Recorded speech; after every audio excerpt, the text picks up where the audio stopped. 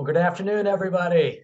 I know we've still got many streaming in. I've already made my reference to my realtor time joke, so I'll spare those of you that were early participants the duplicity of it. But let's go ahead and get you rolling. This is definitely a full class here today, both in terms of participants. I think we've got 211 of you registered for the class, so certainly appreciate the proactivity here today. But also in terms of content. This is definitely a full class. I don't generally take a break during the class. And so we will try to get you out of here somewhere in the 145 to 155, excuse me, 245 to 255 time frame. But with that and with the bulk of our participants here today, that's going to mean I'm going to try to keep the questions to a minimum. It certainly doesn't mean you can't have questions. If you're really confused about something, go ahead and throw it out there. But as we start to evolve through the class, if I feel like I'm running a little bit behind, we'll kind of put a moratorium on the questions. In the meantime, I'm going to ask everybody to please mute your computers, your phones, whatever's necessary so we don't get any background feed. My name is Ryan Stuart. I am a real estate settlement attorney with MBH Settlement Group. I've managed our Old Town Alexandria office for the last 24 years or so. And as I was sitting snooping behind my camera, I did toggle through and see lots of people out there. I see a few dear friends who are in their cars driving right now, but lots of our Alexandria real estate agents. To the extent that you're not in Old Town, certainly feel free to give me a call. If you have questions about this, we've got MBH offices all over Northern Virginia, and we'll certainly take great care of you.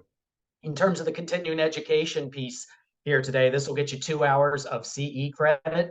If you are taking the class for CE credit, there is no charge. However, DPOR asks that we make sure that you keep your computers, the cameras on. So feel free to sleep. Feel free to eat anything else. I can only see 3 of you, so it's really no big deal. But my colleague is on the call and meant to kind of toggle through just to be sure that everybody's in the game.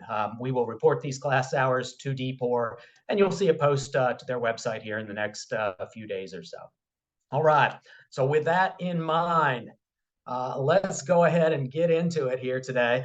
I'll first do a little promotion of MBH. If you're not familiar with our home buyer guide, check out that QR code, go on our website, mbh.com, but a great resource for your buyers and also for your sellers. We send a link in every one of our transactions. So if you're not already using that, that's definitely a great resource for your clients. All right. Shameless self-promotion is over. Let's go ahead and get into it. I'm going to try to make it fun for you here today.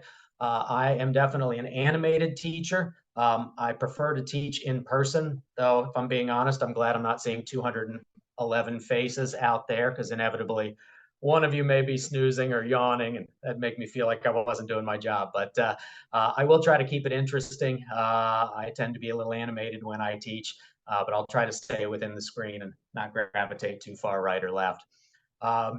You know, the reality, guys, is there are 36,000 plus licensed realtors in Virginia. You add in Maryland and DC, you tack on another 30,000 or so. You got to find a way to distinguish yourself from your peers. The reality is if you're not doing something different, you're just not going to succeed. You're not going to have a long and prolific career in real estate. So to me, there's only 3 ways that you do that. The first is your personality. This is not a business for introverts. You got to get out there. If you're at the cocktail party, by the time that party's done, you got to have met 10 new friends. That's the way you're ultimately going to build your sphere, build your client base, and so forth, is by getting it out there into the ecosystem. Marketing, effort, farming. You know, this is obvious stuff, but what we put into it is what we're going to get out. The business is not just simply going to come to you. But ultimately, once it's in the door, you got to keep it, right? You've got to find a way that your transactions go well so that your clients, once they're finished, not only want to use you again, but when they're around the water cooler and somebody says they're buying or selling their house, that your past client can't wait to jump in and refer you because of the amazing job that you did. And that comes from your knowledge. It comes from your aptitude. People can generally smell BS, a mile away. So If you have no idea what you're talking about, I promise you that your clients will know by the end of the transaction. And the way that you ultimately determine that is your experience with all of our contractual documents, understanding the rights and obligations of the parties.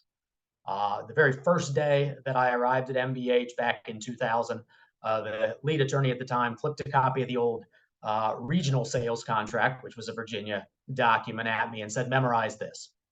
And no better words of advice that I've ever gotten over the last quarter decade. The more well that you know your sales contract, your contingency addenda, contingencies and clauses, financing, home inspection, so forth, just the better that you're going to be at representing your clients and one-upping the agent across the table. I can't tell you how many times I have worked with someone on the listing side on their transaction who the buyer, who was represented by someone else, ultimately called that listing agent to help them when they went to sell, because they knew that the listing agent was better than the agent that they had hired in the transaction. All right, so with that in mind, let's try to give you a little value here today. Again, toggling through, some of you I think may not have a ton of experience. Some of you, a lot of this may be refresher. What we are not going to do here today is to replicate the training class that you got when you got your license. While I will mostly go in chronological order throughout the contract, it's not paragraph 2, sales price. Here's where you fill in the sales price. I'm going to assume that you all already are past that, and we're going to try to give you some value. Anytime that you are preparing a contract offer or accepting an offer on behalf of your sellers or countering, you want to be sure you're working with the correct versions of the NVAR documents. I like to start my contracts class with this gentle reminder. The Forms Committee seems to change these on a semi-annual basis, and certainly July was no exception to that. We have new versions of the residential sales contract, as well as each of the financing contingencies. You determine which version you're using by looking down in the bottom left-hand corner. There's a form number for our sales contract, K1321, and then a version number. This was revised 7/23 or July 2023. You want to be sure that you're using the most recent versions of the documents. There is certainly nothing illegal about an old version of a contractual document, but it doesn't do you any good if you don't understand your client's rights and obligations. With the exception of something that violates Virginia state law, what they agree to in their sales contract, they are bound by. So again, it's important that you understand what template you're putting before them and what document that they are signing for their contract. As from an overall framework perspective, what I want you all to start to do or get a perception of when we're looking at the sales contract, to look at it as one document rather than 32 separate paragraphs. We see a number of instances where terms are used throughout the body of the sales contract, where we see where certain provisions, right, relate to other provisions in the body of the sales contract and the addenda. So for metaphorical purposes, and you'll soon see why I went into law and not graphic design. I did do this PowerPoint on my own, but if we're thinking at it as 32 separate paragraphs, the anatomy analogy, we've got the skull and the spine and the tooth and everything else. Whereas we want to look at it as just one human body, right? If we break our leg, it ruins our day. A toothache or a backache, right? That's nearly fatal, right? So we're not looking at it as one specific paragraph, or 32 paragraphs, but rather one document. So let me go ahead and give you some substance. Let's kind of get rolling on this, enough fluff. But to illustrate what I mean by this, and we start logically, not only the first paragraph of the contract, this is our preamble paragraph, but also the very first sentence of the sales contract. And if you're familiar with that, this sales contract is offered on blank, date of offer, right? And, out of our, 200 plus registrants, I would venture a guess that if you all were sitting down, each of you with your buyers today, the 13th of September, that out of the 200 of you, 199 would write in what date in that blank? Today's date, right? The sales contract is offered on September 13th. It makes sense. But what I want you to understand is that anytime you have these parentheticals, that's a defined term. Date of offer is a defined term. And when it's a defined term, it's being defined because it's used elsewhere in the body of the sales contract. And so by filling out and defining that term, you're setting up rights and obligations among your parties. And so if we sit down and we write this sales contract is offered on September 13, 2023, we got to understand what rights and obligations we're setting up when we do that. And date of offer is used twice in the body of the sales contract. All right. The first is in paragraph 9, which is our walkthrough and inspections paragraph, or property, maintenance, and condition paragraph. And we see that language, date of offer, is highlighted. When we're setting up those rights and obligations, we see that the seller is obligated to deliver the property free and clear of trash and debris, broom clean, and substantially the same condition to be determined as of whatever date is selected here. Now, in the old days, every one of our contracts, we wouldn't select date of offer. We'd select date of home inspection because it wasn't all that competitive of a market and buyers had options. You select date of home inspection, well, date of offer is irrelevant because it's not part of this paragraph if we've selected date of home inspection. Property condition is determined substantially the same as it was on date of home inspection. But we're not in the old days, right? This is the pandemic and post-pandemic, and properties are few and far between. Sellers aren't selling and giving up their 3% interest rates. So we've got low inventory. We've got multiple offers. We've got people waiving contingencies, escalating, and so forth. And one of the contingencies that we see a lot of buyers waive is home inspection. So if your buyer is waiving home inspection, you're certainly not going to be checking the date of home inspection box, but rather the property is going to have to be delivered in substantially the same condition as on that first box, the date of offer. So if you're starting to see where I'm going here, if we've selected that box because we've waived home inspection, well, we are now setting up a barometer for property condition. Whatever it is in the first sentence of the contract, it's got to be substantially the same as that on the settlement date. Now, today's Wednesday. Maybe you and your client saw a half dozen properties over the weekend, and they're accepting offers on or before 9 p.m. on Wednesday the 13th. And you say, you know what? I really like that one. That's the one I'm going to write on. And you're going to waive home inspection. And you go and you fill out your contract, and you're taking the property in substantially the same condition as the date of offer. Well, if we put today's date, we get the property in substantially the same condition as it is today's date. And we don't know what that condition is. We haven't seen it since Sunday's open house. If that property on Sunday was in perfect condition, but on Monday they got a foot of water in the basement, and we select our date of offer for today, we're getting the property in substantially the same condition as a property that's got a foot of water in the basement. And not only that, but we're waiving home inspection. So we're not going to find out about this until we see the water damage when we do the walkthrough, and we're going to have no contractual cause of action because we agreed to take the property in that condition. If by contrast, even though we're writing the contract today, time we last saw the property was on Sunday, whatever that is, the 10th of September, and we put this contract is made on September 10th, we now get the property in substantially the same condition as it was at the open house, which means it has no flooding. So that's an important consideration right off the bat. When we're filling out the contract, we have to give consideration for what is the barometer for property condition when we're writing our offer. And if we haven't seen the property today, well, we're not going to put today's date on it because we want to know what we're getting if we're waiving home inspection. All right. Guys, even more importantly to that, something near and dear to your heart, the only other place it's used is paragraph 22, which is the broker's fee paragraph. How much do you get paid if you bring a ready, willing, and able buyer? You are the cooperating brokerage, and pursuant to paragraph 22, right, the settlement agent pays you the compensation that's set forth in the listing agreement when? As of the date of offer. So if I put today's date, September 13th, as my date of offer, I better darn well know how much money I'm going to get. I'm printing out the MLS listing as of today's date.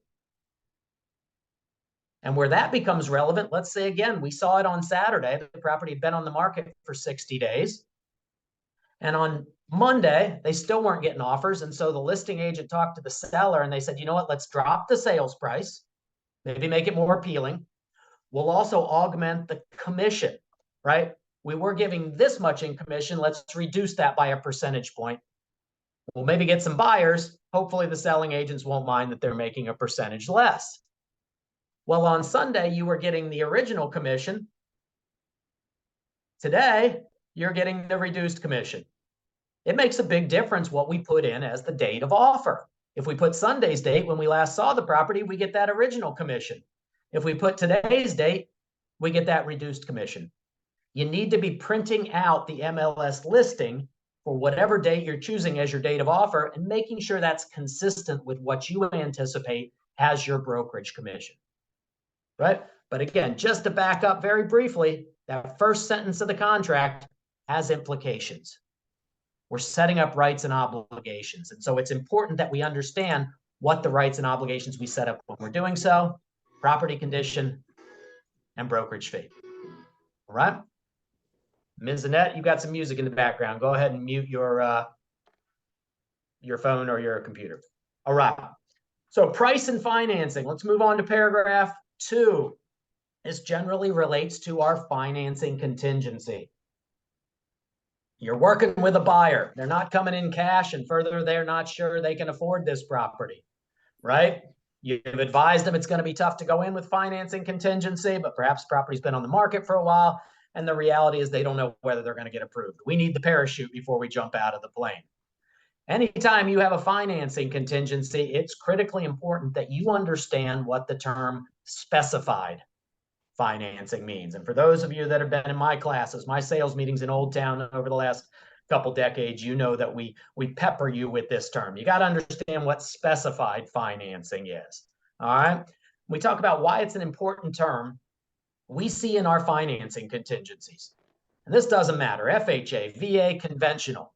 You've got this language here, and we see that the buyer may only void the contract under the financing contingency by delivering a written rejection from the lender for what?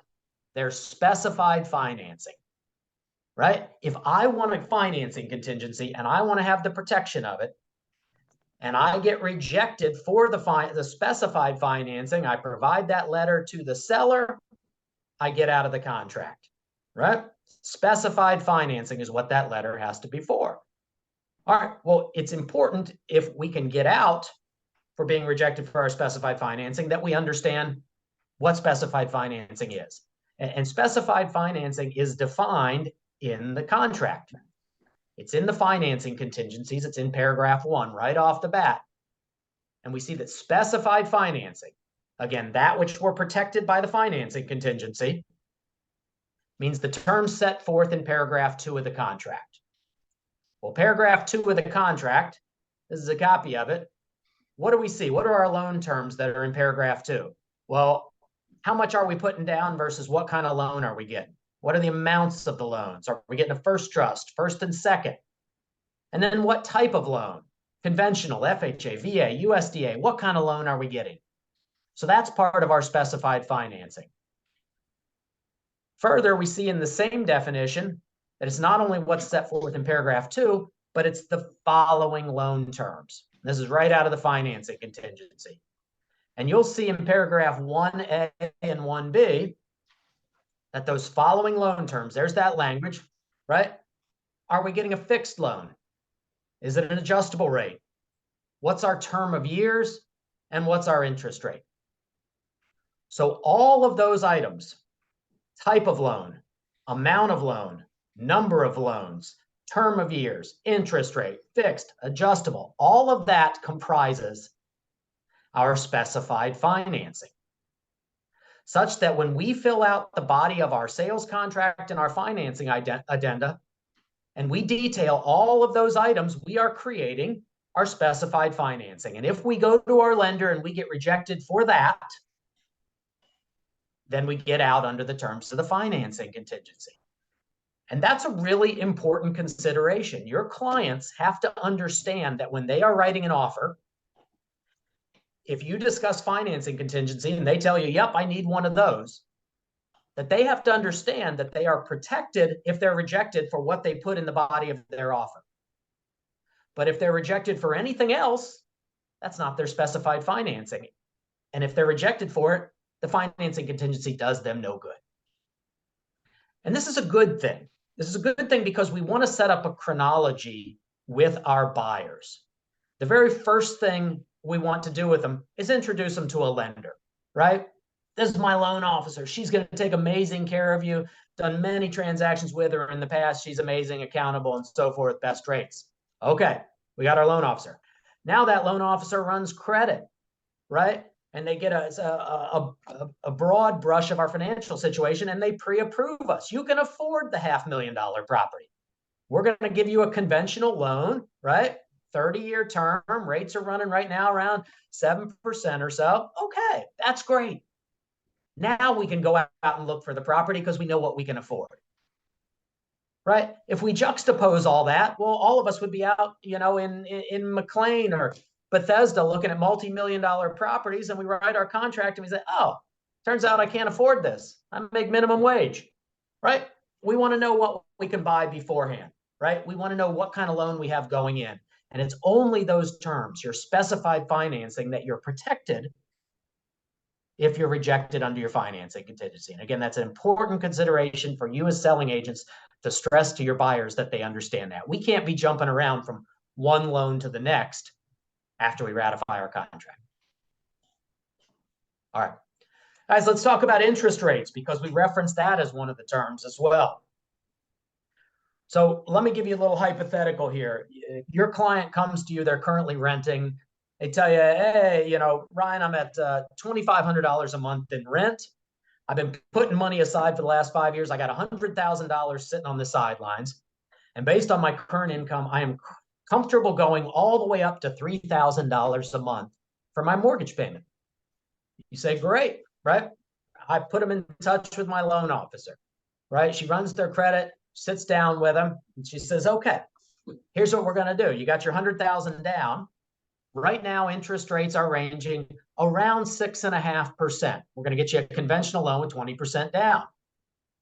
6.5%, you can afford up to a $400,000 mortgage, a $500,000 property, right? Because with that, your principal, interest, taxes, and insurance are going to be right at $3,000 a year. So set $500,000 as your high water mark, right? Because this is kind of how things work. Can we afford it? And then we go and we start looking. And the client says, perfect, this is great. You go out, you show them a half dozen properties over the next week or two, you write a couple offers, maybe one of them gets rejected, you get yourself approved, right? And it's right at $500,000, you're ecstatic, because you know you're going to be right at $3,000 a month. And after you ratify your contract, you send it over to the loan officer, and the loan officer calls and says, I've got some bad news. Right? Inflation's still wreaking havoc on the mortgage industry. Jobs report just came out. Somehow, we're still producing jobs. Unemployment's at all-time lows. Rates are now at 7.5%. Right? Well, my buyer looks at the contract and looks at what that means for him. The contract said the interest rate for this loan is an initial interest rate not to exceed. I took my loan officer's advice. I put 6.5% in there. Loan officer tells me now with them at 7.5%, your mortgage payment isn't going to be $3,000 like you wanted. It's going to be $3,300.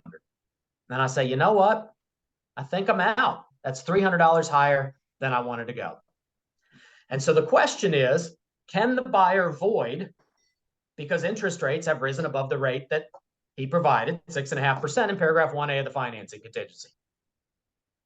Now, I can't see the couple hundred of you, but I would venture a guess that if I asked you all to either nod yes or no, right, just about the great majority of you would say yes, the buyer can void.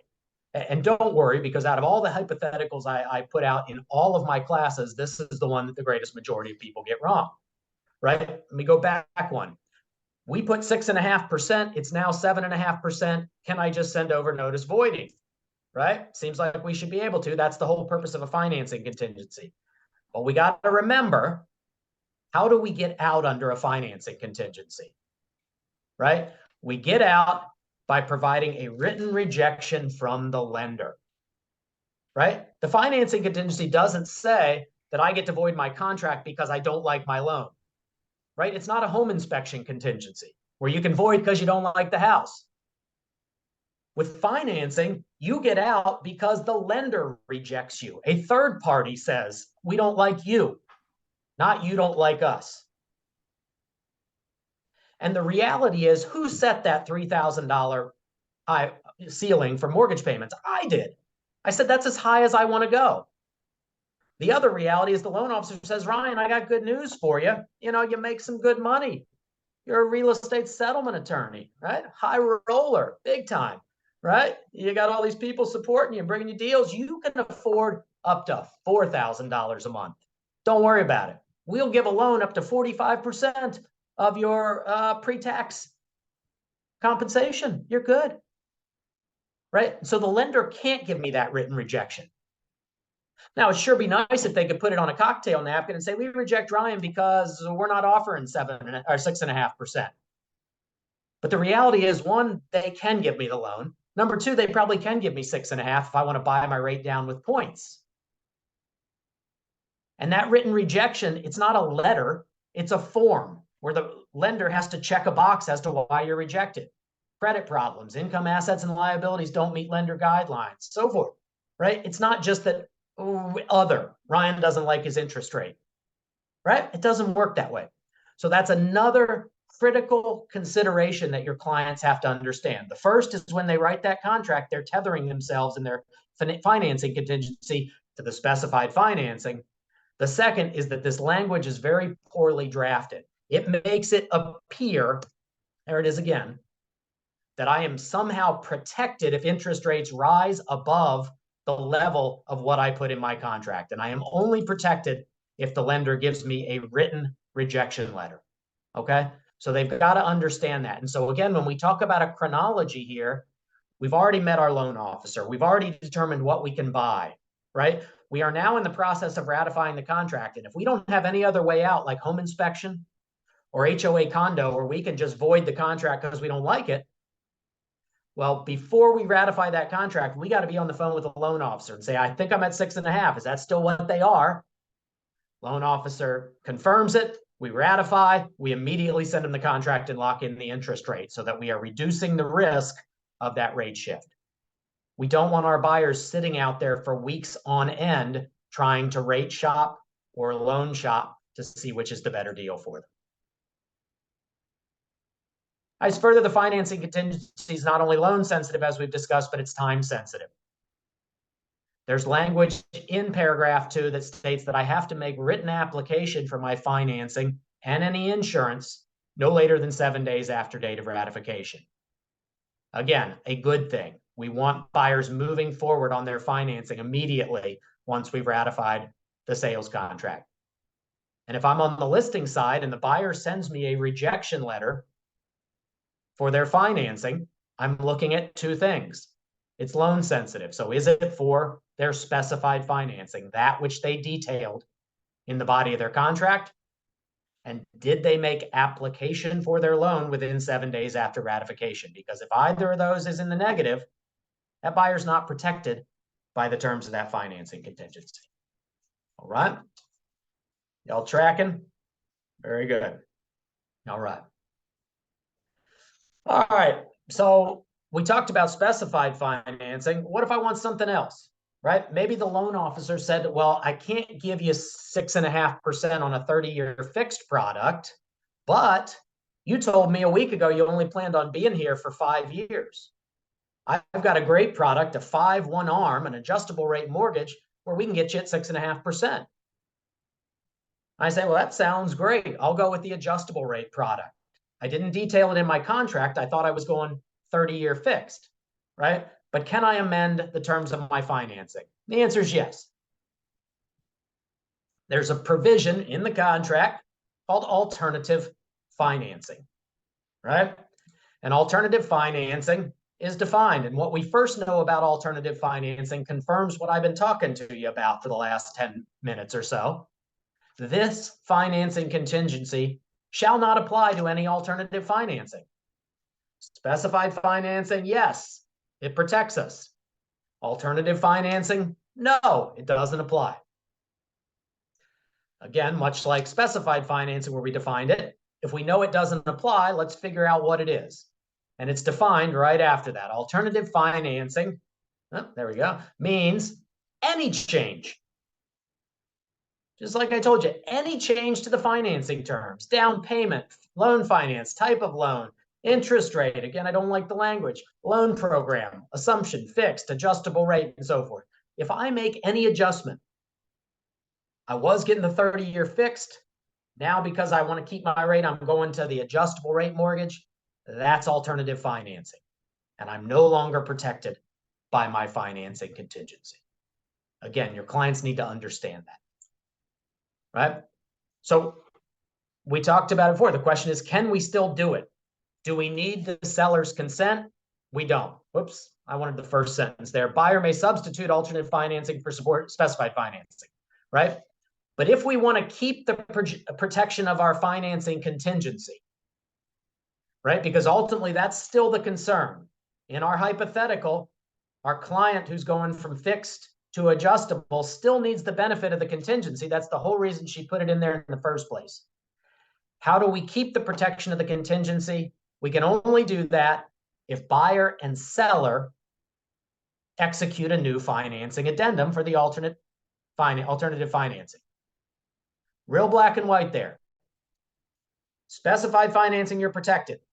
You want to change that, it's alternative financing, you're not protected. If you want to resurrect the protection, parties have to execute a brand new financing contingency addendum. So the question is, from a buyer's perspective, should we do this? Well, of course. I needed the contingency yesterday. I still need it today. So let me see if I can get an addendum signed. From a seller's perspective, it's a bit more nuanced.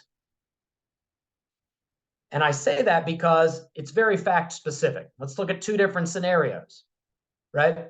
The one is the scenario I gave. The buyer goes to lock in her rate. It's a point higher. She wants to go with an adjustable rate mortgage. It's the day after ratification.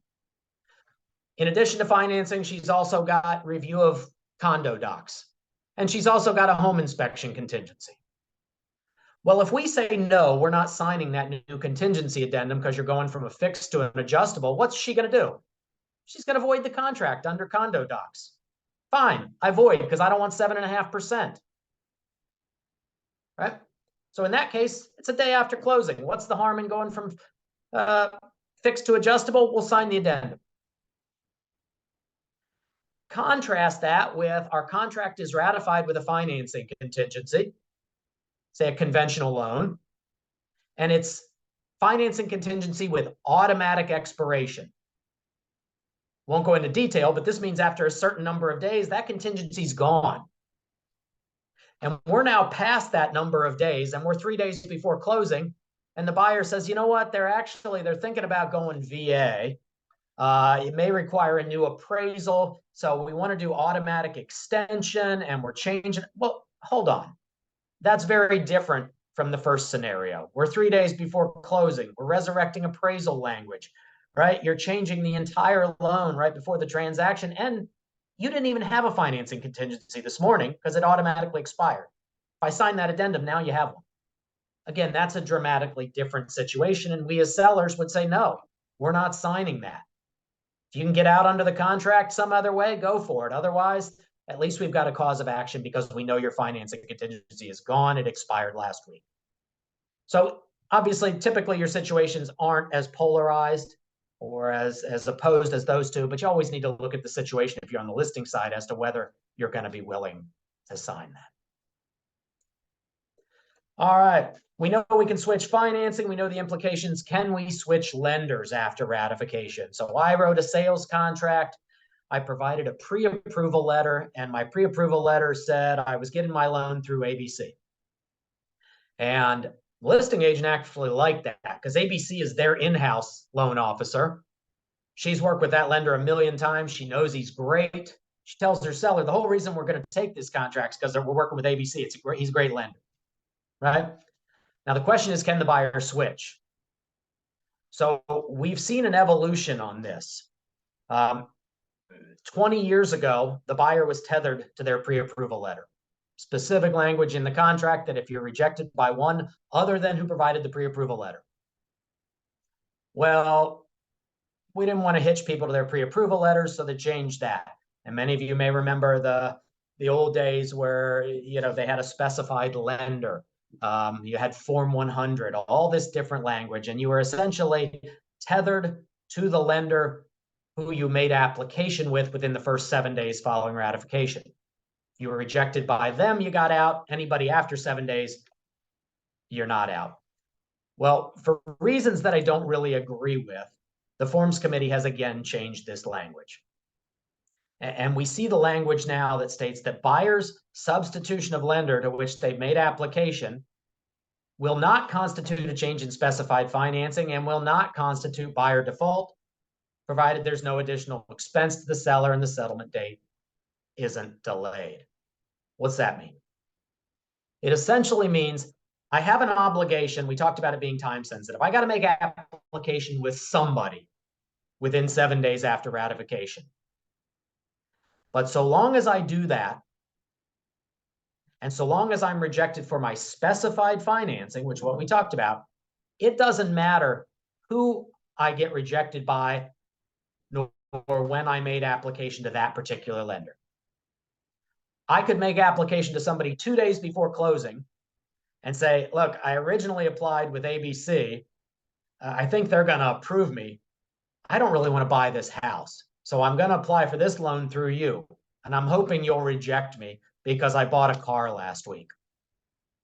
And the loan officer runs my credit and says, sure enough, Ryan, yeah, you don't qualify. So here's your rejection letter because you don't have income, assets, and liabilities to meet my guidelines. Well, even though I made application to that lender 3 days before closing, I can get out. I don't like that language. When I asked the Forms Committee why, the response was, we don't want to provide a disincentive to a buyer who may potentially be able to get a better loan package. We don't want to lock you in with lender A if lender B is going to give you a better deal. And while I agree with that rationale, I don't agree with the timing of it. I think it's incumbent upon the buyer to deal with the loan stuff early on. We don't want to encourage them to loan shop or lender shop and bounce around. And to that end, this gives them the ability to do so without the threat of potential liability. But nonetheless, it doesn't matter who rejects the buyer. If they're rejected for their specified financing, they get out. All right. Guys, that's a lot on financing, but I think it's an important topic. I think it's widely misunderstood. And so that's why I like to spend a little bit of time on it when we do our contracts classes. Is everybody awake? Good. All right. Very good. Let's go ahead and proceed forward. Let's talk about deposit. Paragraph 3 of the sales contract. I've asked the question, how is the buyer's earnest money deposit released? And, you know, we've got common fact patterns that seem to come up at the settlement table. And I kind of reference them throughout my teaching. One of them is that settlements get delayed. So settlement was meant to be today, the 13th of September. Sellers scheduled to come at 9 o'clock in the morning, buyers coming this afternoon. And we find out early in the morning that it's just not happening today. Financing isn't ready. The lender's saying it's going to be at least until Friday. We don't know for sure. We're still verifying some things. And so the seller comes in and they're meeting with their listing agent. And of course, we have to share this information with them.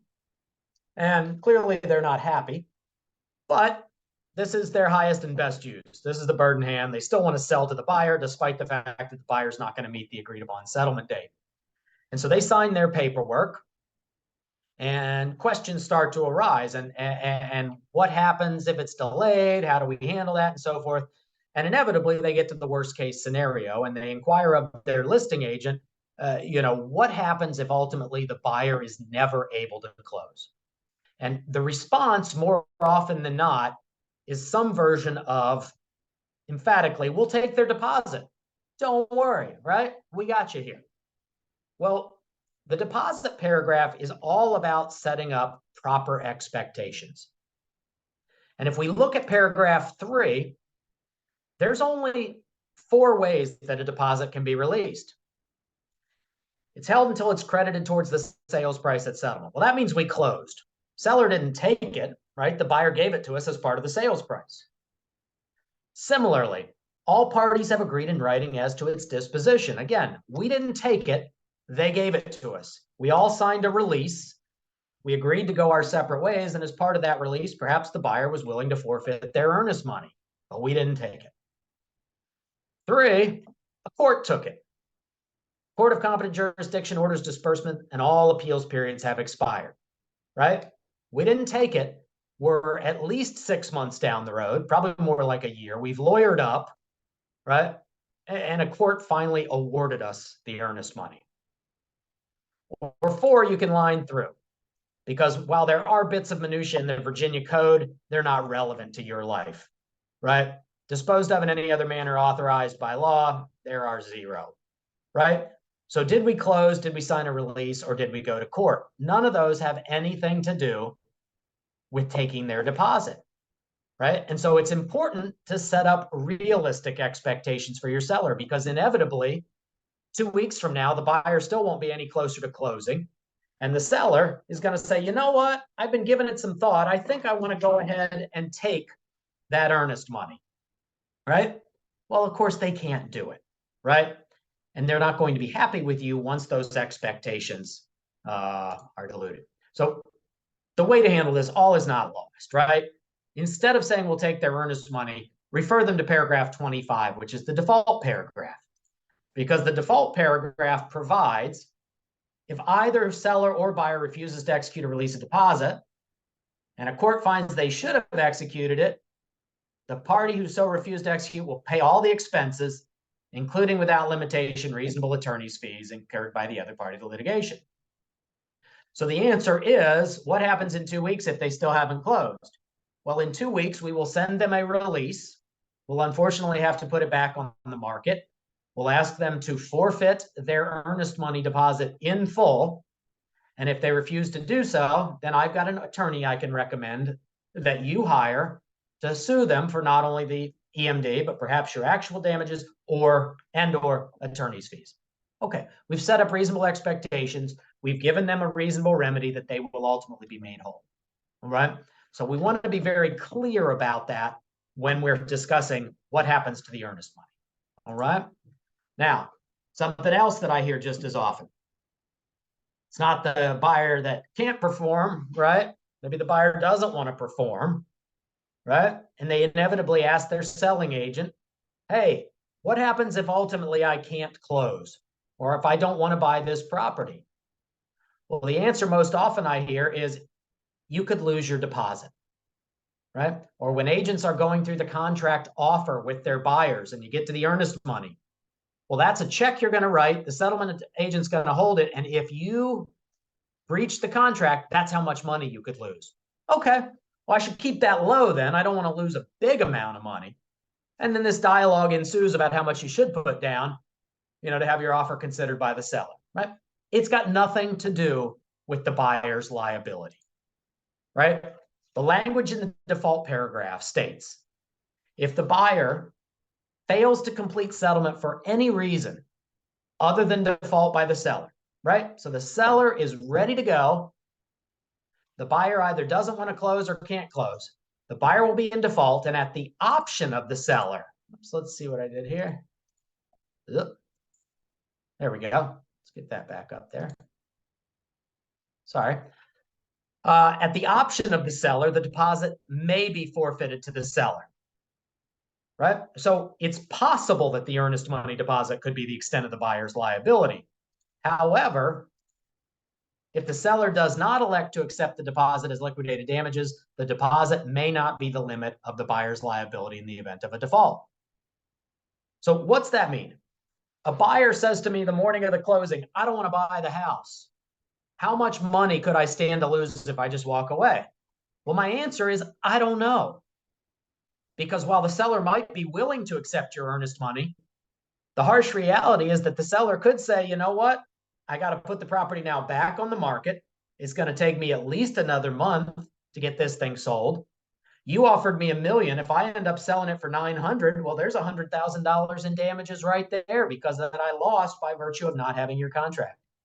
Not to mention my carrying costs, storage, my PITI, and so forth. We have no idea.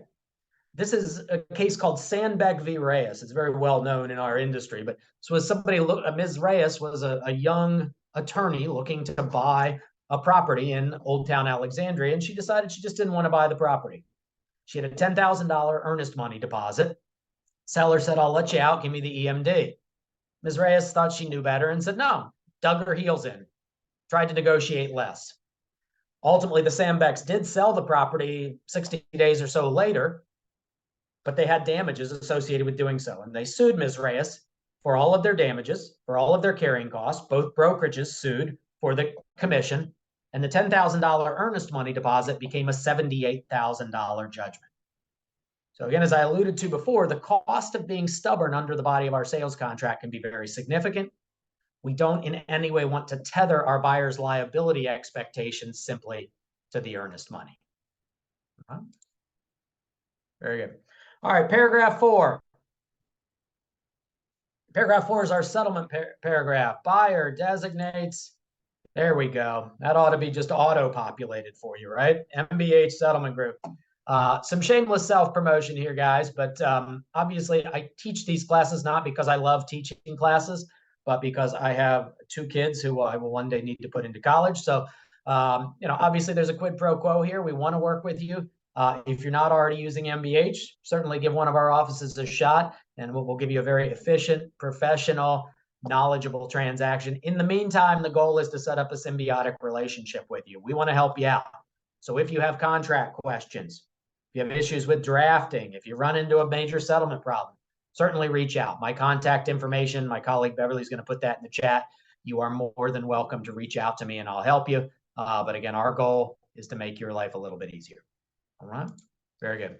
Enough self-promotion. Let's also talk about split settlements versus seller representation within the scope of paragraph 4, because this one is widely misunderstood. Some of you may be familiar with the Virginia BOI, or Bureau of Insurance, letter that was issued about 1.5 years ago that said split settlements in Virginia are illegal. And I think the distillation of that from a lot of real estate agents was, oh, well, I now have to go wherever the buyer wants to go. The buyer wants ABC. It's some strip mall that's an hour away from where I live, but I have no other choice, right? And nothing could be further from the truth. When we talk about split settlements, what they're referring to is 2 different title companies, each representing buyer, seller. Unmistakably, there is only one settlement agent, and that is who is chosen in the body of the contract in paragraph 4, and that's the buyer's unilateral right. So if the buyer selects ABC in their contract, then ABC is the settlement agent. What the seller still has and always has had is the right to independent representation. So my law firm represents approximately 100 different sellers each month in their transactions, in which the settlement agent is a different title company. And my colleagues at MBH assist me in the administrative functions associated with that transaction. And so my clients still come to my office at MBH. They still sign all the paperwork with me at the settlement table. It's just my law firm is separately representing them. And further, there's been a recent statute that has been passed through the Virginia law. It's effective as of July 1st, that states that that settlement company can't charge my clients any more fees than what I agree to. And of course, I don't agree to much, just a simple wiring fee or a lien release fee to compensate them for their services in releasing my client's loan. But it does not cost my clients any more to have independent legal representation than it would cost them in settlement fees if they closed with the buyer's chosen settlement company. So I mentioned that if you have listings, and if the buyers are going with a title company that you're not comfortable with, you would be foolish to not have your sellers be independently represented by someone that you feel comfortable with, someone you've worked with in the past. As long as they are an attorney with their own firm, they can handle that representation. I don't want to get too far on that soapbox, but if you have those questions or issues, feel free to give me a call. All right, paragraph 6 is our delivery paragraph. And delivery is without a doubt the biggest landmine in the sales contract. And the reason is that most of you have been doing it wrong for your entire careers. It's just never been a problem. Documents go back and forth as part of the sales contract. home inspection addenda, appraisal contingency addenda, financing, you name it, right? We send documents back and forth as part of the process leading up to settlement. In doing that, how do you send those documents back and forth? I won't make you answer, but almost every one of you just sends it to the other agent, right? You've got a soft copy of it. You email the agent on the other side of the transaction, and magically it gets taken care of. And so perhaps for years and years and years, that's how you've done it, and it's never been a problem. But the reality is that delivery is a defined term. And almost everything that you have to send in the contract, you have to deliver. It doesn't just say, get it to the other agent and you've satisfied your responsibility, but rather it says it has to be delivered. And when we're defining that term, we've got to make sure we understand what our contractual responsibilities are, because there may be repercussions if we don't properly deliver. And so with delivery, we have the how, the when, and the where. And the how and the when are really easy. The how, these are our delivery methods. And you know, with the exception of smoke signals or semaphore or something like that, really, it doesn't matter how you deliver it. Any possible way that you're going to send it over, that counts. You've done it. So that part's really easy. Hand carried, mail, overnight, fax, email, right? For some of the newer, younger agents on the call, if you have no idea what a facsimile is, don't worry, you'll never see one. But we can talk about it after the class or ask some of your more seasoned older agents. But any way that we want to send it, that's delivery. The when is also really pretty straightforward, right? If I'm handing you something today, well, you got it delivered today. If I send it by courier, whenever they deliver it, if it's an overnight delivery and it gets there tomorrow, well, delivery took place tomorrow, right? If we're sending something by fax or more commonly by email, it doesn't matter when it gets there or when they open it up. Its delivery takes place so long as I can produce a tangible record of the transmission, which simply means I can go into my sent items and I can see that I emailed you my home inspection contingency removal addendum today, September 13th. It's got a date on it. Delivery took place today. Okay, easy stuff on the when. But it's the where that trips everybody up, because the where is defined. And you'll notice it's not just boilerplate that says sent to the other agent. When we're ratifying our sales contract, we are defining the where for both buyer and seller. So you'll see for the seller, if we put nothing in, there's still a delivery place we have to send it, right? It's the property address. Well, that sucks, right? So if there are any agents out there that are not filling in paragraph 6A when you're writing a contract offer, change that behavior, because you're backing yourself or painting yourself into a corner. If you don't fill anything out, just assuming that the seller is going to fill it out for you, if they don't fill out anything, well, you now have to deliver everything to the property address. And you may not want to do that on a daily basis, or the seller may not live there anymore. Could be a rental. Good luck, right? So we're not going to leave it blank, but we get to choose by US mail, hand delivery or courier service, fax, or email, right? All of those are ors. We can check any that apply, and then we fill out where, right? So if it says address to the seller at email, box is checked, rstuart@mbh.com. Well, whether I'm the listing agent or the seller, how does the buyer deliver something? They email it to me at my email address, right? It doesn't just say sent to the listing agent. And that's important that you understand that, right? When you're filling out your sales contract, you're going to want to make your life as easy as possible. You're the buyer's agent, the selling agent.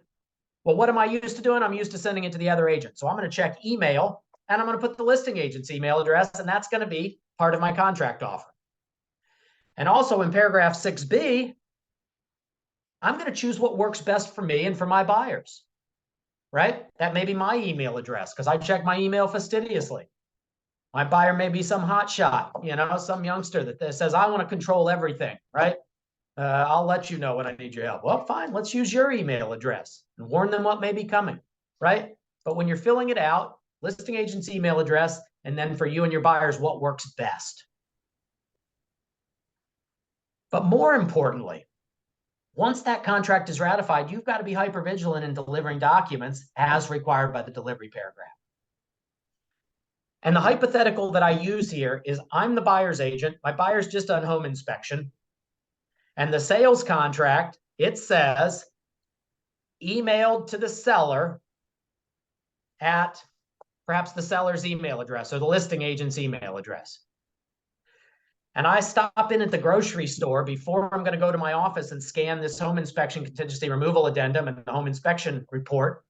But before I scan those in at my office, I'm stopping by the grocery store. And lo and behold, I find the selling agent, or excuse me, the listing agent.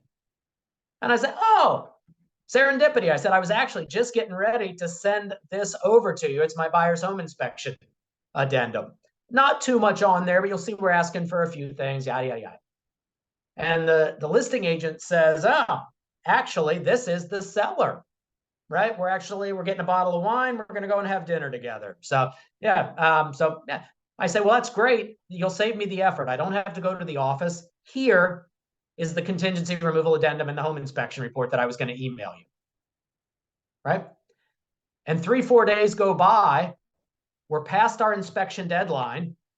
And I call up the listing agent and I say, hey, by the way, I haven't heard anything back from you on home inspection. And the listing agent says, yeah, you never delivered it.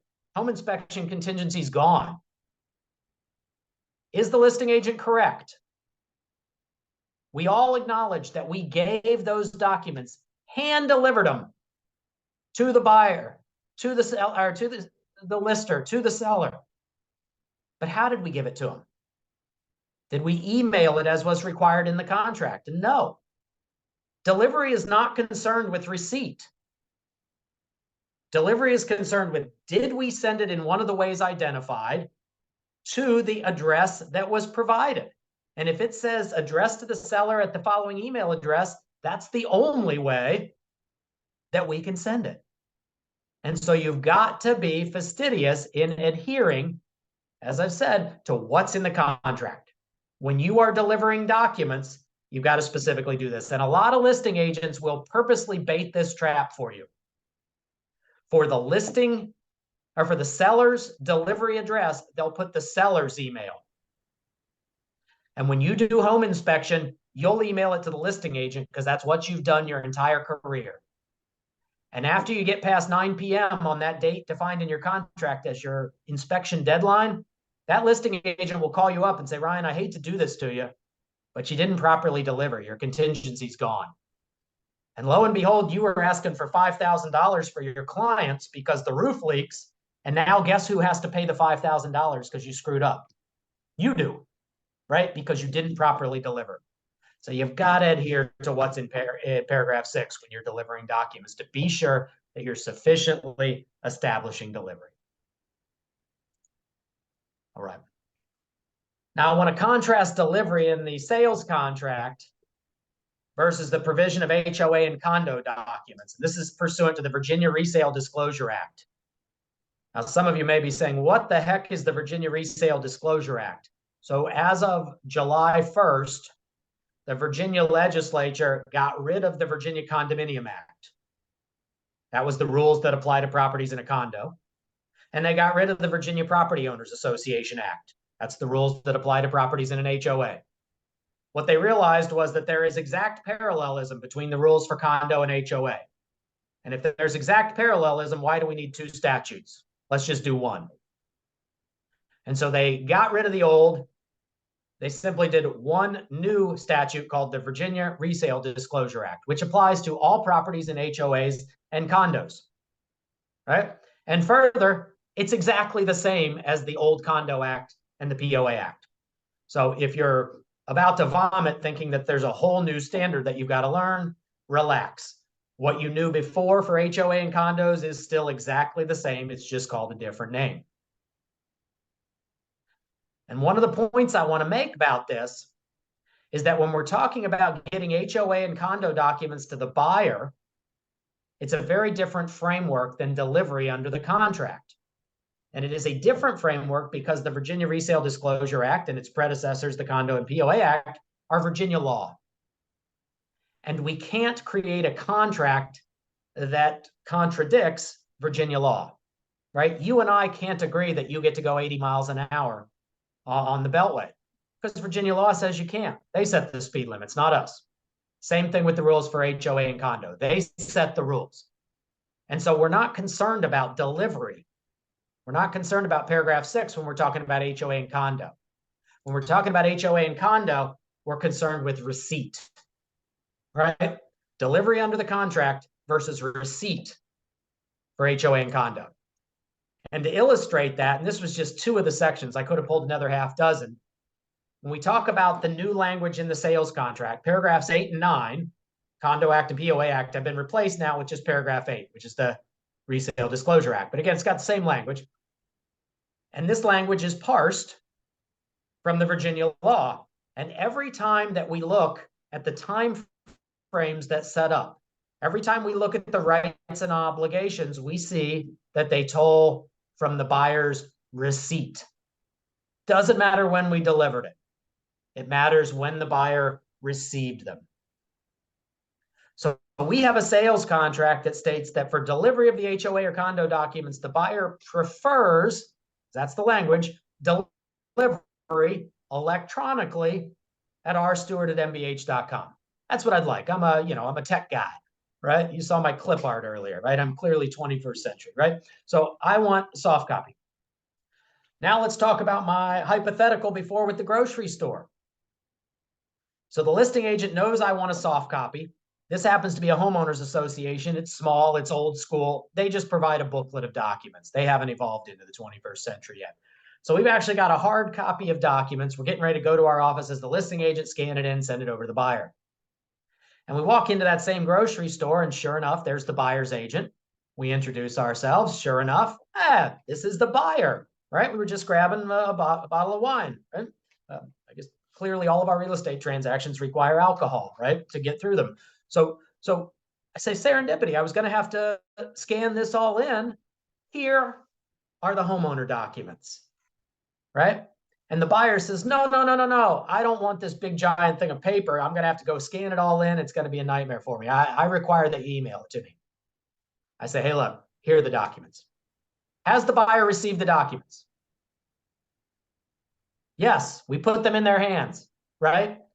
So even though they said they prefer soft copy at rstuart@mbh.com, it's irrelevant.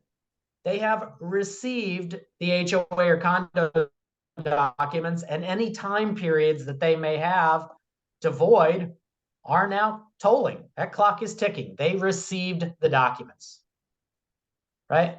By contrast, I think the buyer's at a certain address. I go and put them on their doorstep. Buyer happens to go in and out the back door for the next 3 days. Have they received them? No, they didn't get those documents. They haven't received them. So it's critically important that you understand the distinction. With delivery, we got to make sure we're sending it as required by paragraph 6. With HOA and condo, we don't care where it's sent.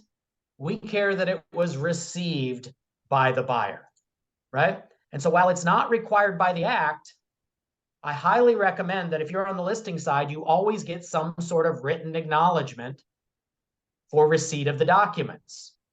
It doesn't matter what you get. There's no specific form. NVAR used to have these terrible forms that said, I got the documents that include all these 16 requirements. It's a nightmare. There's no specific form. You're just looking to try to get something acknowledging that the buyer received them so that you know definitively the clock is ticking. Typically, you're going to be emailing the documents, of course, over to the buyer. Here's the condo documents. Please let me know when you've received the documents. I want to be sure the link works and that there are no technical issues. Buyer responds back that night. Yeah, I received the documents. Perfect. That's exhibit A if they try to make the argument later that they never received the docs. All right. If you don't hear back from them, follow up a day later, maybe the buyer's agent. Did your buyer get the documents? Yeah, they got them. Okay, perfect.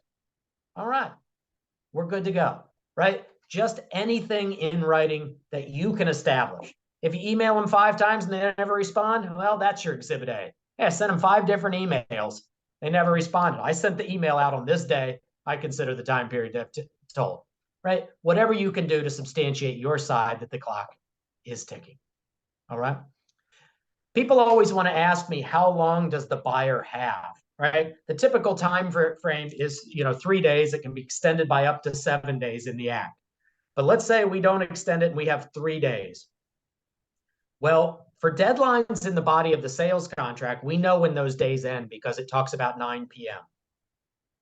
But unfortunately, days is not defined in either the Condo Act, the POA Act, or the Resale Disclosure Act. And so as a result, we kind of have to try to figure out how long we have.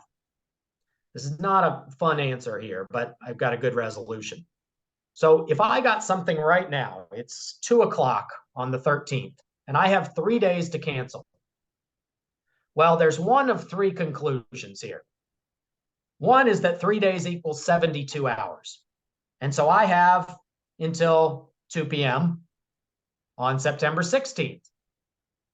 Another is that we use the contractual definition, which is that days end at 9 p.m. So I would have until 9 p.m. on the 16th. That's another 7 hours. And then the third are days that are when we flip our calendar over, right? And so 3 days from now is the 16th. We have until midnight on the 16th. Now, there is no answer in the Resale Disclosure Act as to how much time we have. But my recommendation to you is that when counseling your clients, you always choose the time frame that is most prejudicial to you and your side. Which means that if you're working with the buyer and you get something right now and you have 3 days, you get condo docs right now and you have 3 days, right? Well, out of those 3 options I just gave you, the earliest that our 3 days is going to expire is 72 hours from now, right? That's 2 p.m. So if I'm going to cancel, send over notice voiding under condo docs, I'm sure as heck going to do it. Almost cursed there. I'm sure as heck going to do it before 2 p.m. on the 16th, because then out of all 3 of those options, nobody can make the argument that I didn't cancel in time. Just the same if I'm on the listing side and I send it over at 2 p.m. today, and my seller says, when will we know whether they've voided or not? I'll say, let's wait until midnight on the 16th. Once we get to 12:01 a.m. on the 17th, well, under any of those 3 definitions, they no longer have time to void. Because I don't want to be the one sitting in front of a judge trying to argue what the definition of days is, right? I'm going to cut my losses and move forward. And so use the version of time that is most prejudicial to you and to your clients. Yeah. Yeah, I like it. Joan, go ahead and put your mute on. I'm catching a little background. There's a troublemaker in every bunch, Joan. I'm just teasing you. All right, one last point on HOA and condo prior to moving forward. And it relates to this most recent change. The Condo Act. You paused for a moment, which gave me an opening. Sorry. You don't count day 1 as the following day? I would, well, so are we talking about the sales contract or HOA condo? HOA condo. Yeah, so what I would say is if I got something today, it's Wednesday. If we had 1 day, we would have until tomorrow, right? If we had 2 days, we'd have until Friday, 3 days until Saturday. The question is, when on Saturday do I have? Do I have until 2 p.m., which is 72 hours? Do I have until 9 p.m. by virtue of the sales contract definition? Or do I have until midnight, which gives me a full 3 days, Thursday, Friday, Saturday? So that would be kind of how I would interpret that. I don't think that any definition would say, well, today is day 1, and so you only have Thursday and Friday, because that really wouldn't be a full 3 days. But who knows? I'm sure somebody's made that argument, Gina. Hey, Ryan, Mary Beth Eisenhardt, can I ask? Hi, Mary Beth. How are you? I'm well, thank you for doing this. What if the documents are delivered to you at 10 o'clock at night, say tonight, which is after this magical 9 p.m. time that we have in our contracts? That's my first question. My second question is back to most people just put the buyer's agent's email addresses in that paragraph. So you're delivering them to the buyer's agent's email. But what if it's after, so if it's 10 o'clock at night tonight, is my time up 10 o'clock Saturday? Or does the 10 o'clock tonight not really count because it's already into maybe the next day? There was language that was changed about 2 years ago in the POA Act and the Condo Act. It's still in the, it's now in the Virginia Resale Act. So delivery of regular documents under the contract, delivery to the agent does not equal delivery to their client, right? You got to do it but unless they put their own email address, right? So if your contract says delivered to the seller at marybetheisenhart@longandfoster.com, well, if I send it to that email address, I have delivered. HOA and condo documents, it talks about the purchaser receiving the documents, but it also states that receipt by either the purchaser or their agent will satisfy the requirement of receipt. And so again, I have to make sure that you got it, but so long as you got it, then the clock is ticking for your buyer. And so if you're going to make the argument to the seller and say, hey, my buyer's traveling right now, you send them to me, I should have them to them in 3 or 4 days. Well, that doesn't hold water. It's not valid for HOA condo. As it relates to your 10 p.m. question, again, I want to distinguish delivery under the sales contract, but let's just talk now because I will talk about delivery under the sales contract a little bit later in the definitions paragraph. But for HOA and condo, we're going to apply the same standard. If I get it at 10 p.m., what are the 3 arguments that could be made? 72 hours, which is 10 p.m. on the 16th, 3 days, which is midnight on the 16th, or we could say, use our contractual definition, which 9 p.m. So that in that case, that one would be the first, right? So that would be the first one to expire. So now, even though it wasn't a full 72 hours, we would want to void before 9 p.m. on the 16th, because if the seller used the contractual definition against us, they could say we didn't properly void within 3 days. Okay. Ryan, this is Michelle. Hi, Michelle. 3 of my favorite people. I'm allowing questions because I love you guys. What's up, Michelle? So this really, I mean, it really opens the door for all kinds of different interpretation. Yeah. And to include a judge's different interpretation. Do you know? And so I'm really resonating with the receipt part. And if I say, Ryan, I delivered the condo docs to you, can you please confirm receipt? And you don't tell me for 2 days. Mm-hmm. Could, in theory, that be when receipt is considered achieved? Or I think in theory it could, right? Because we're concerned about receipt. Now, the good part about including the agent on there is if you can get anything, as I mentioned, anything coming back from agent or buyer gives me Exhibit A. But what I don't want to do is, I never get anything. And so I say, well, they've got it, right? And then 5 days later, they void, right? And so I try to sue them. And a judge looks at the letter of this is called the parole evidence rule. They're going to look at the exact language in the act to determine what the rights and obligations are. And they're going to say, okay, under oath, buyer and agent, did you receive them?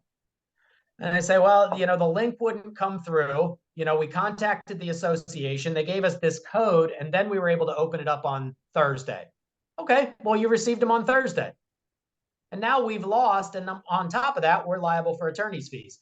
So if I'm in that situation, I would probably tell my seller, look, we could try to fight this. We sent it on Tuesday, but we could also lose. And unfortunately, if we dig in, we could try to dig in for a few days and see what happens, see if they call our bluff. But the reality is they're probably not buying this house. And do we want to sit off the market for 3-4 weeks, then try to fight for a release? They're not going to give us the EMD. Then we lawyer up, all that for something that might be a loser. So I know it's troubling. I had a great conversation with Alex Ermer, I think, on this call as well. And he said, why won't the legislature just define days? And perhaps they will. I don't know. We grouse about these issues and they make these changes. So I send the documents to you and you tell me, today's Wednesday, you tell me on Friday, oh, I just got the documents. So I lose out just 2 days? I would probably say if you just got them, that's fine. Let us know by Monday if you're voiding. So you're 3 days. I sent them to you today. Should I not be calling you going, well, and that's what I say about written acknowledgement of receipt. That's this point here. While not required, always try to get some acknowledgement so you can get that clock starting. Okay, guys, let's forge ahead just to continue to hit the good stuff here. So I do like the questions because it toggled some familiar faces to the top. So if you did ask a question, rest assured I'm now watching you. Anyhow, POA Act and the Condominium Act. I told you they took the exact language and they put it into the new Virginia Resale Disclosure Act. The one thing they did was they inadvertently omitted one provision, totally by mistake. So both the POA Act and the Condo Act have language in them essentially stating that the buyer can't waive their right to receive the documents and the buyer can't waive their right to cancel. Right? We saw this at different times during housing booms where buyers were waiving everything, and in their contract they'd say, I don't even need the documents and I won't cancel. That makes my contract better than yours. That was invalid. Now, maybe they never cared, maybe they never got them the documents and everybody went to settlement, but technically they could have still voided pursuant to their rights under HOA and condo. When they redid the Resale Disclosure Act, what is still in there is that the buyer may not waive their right to receive the documents. No matter what's in the sales contract, the seller is obligated by Virginia law to request the documents from the association and to provide them to the buyer. But they didn't include the language about the buyer not being able to waive their right to cancel. And so a buyer currently could say, I waive my right to cancel under the Resale Property Disclosure Act, and that would be a valid waiver. They could not resurrect that later pursuant to Virginia law. Now, I don't know why a buyer would do that. I had a transaction just yesterday that a buyer was getting out because their condo dues were $600 as advertised, and they read through the docs and they were going to be raised to $1,600 to cover a host of improvements, right? That buyer didn't want the property anymore. Things do happen. Right? But a buyer desperate enough could waive their right to cancel and it would be valid. Now, this is temporary. The Virginia legislature understands that they omitted this. They understand that it was inadvertent. And so by all accounts, when they meet again in January, they will amend the Resale Property Disclosure Act so that we get back to the old standard where a buyer may not waive their right to receive the documents and a buyer may not waive their right to cancel. But for the short term, buyers can waive their right to cancel. All right. Let's go to Residential Property Disclosure Act. This is one of my pet peeves. Seller doesn't provide a disclosure statement. Buyer's agent is assisting the buyer in writing a contract offer, and so they proactively include the disclosure statement in their contract offer. Don't do this.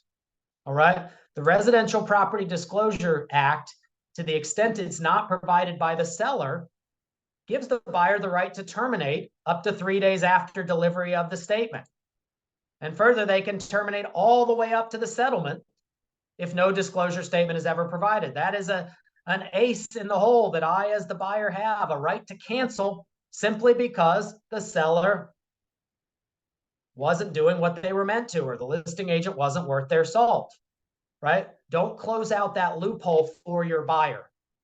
What you should do if the seller doesn't provide a disclosure statement is to direct them to the website. Make sure they understand that Virginia is a caveat emptor state. Make sure they understand that the seller's not obligated to tell them anything about property condition and Megan's Law and Chesapeake Bay Preservation Act and historic zones and dam breaks, everything else. Make sure they understand that it's incumbent upon them to do their own due diligence. But don't provide a disclosure statement and do the listing agent's job. If you are the listing agent and you get a contract offer and you're not 100% sure that the buyer already has this, then you should send them back the disclosure statement. If you're making a counter offer, just include the disclosure statement in your counter offer and you will have satisfied the requirement. If your seller's not making a counter offer and is just accepting the absolute mirror image of the buyer's contract offer, before you deliver that ratified contract back, send the disclosure statement back to the selling agent so that they can deliver it to their buyer so that you're not giving the buyer some sort of 3-day right to cancel. Okay, but don't include it proactively in your offer. That's the listing agent's job. All right, property maintenance and condition, right? Paragraph 9, 3 main requirements. All right, I think you're all familiar with them. Broom clean, free of debris. substantially the same physical condition as of, and again, generally we're going to be selecting the date of home inspection. If the buyer's doing a home inspection, that's a nice barometer for what that condition is. If it doesn't work at home inspection, well, then the seller doesn't have to fix it for settlement unless we ask for it as part of our home inspection contingency removal addendum. If it does work at home inspection, well, it has to be in substantially that same condition and has to work on the settlement date.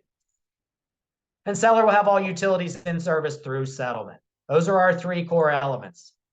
Let's break them down a little bit, right? Broom clean and free of debris.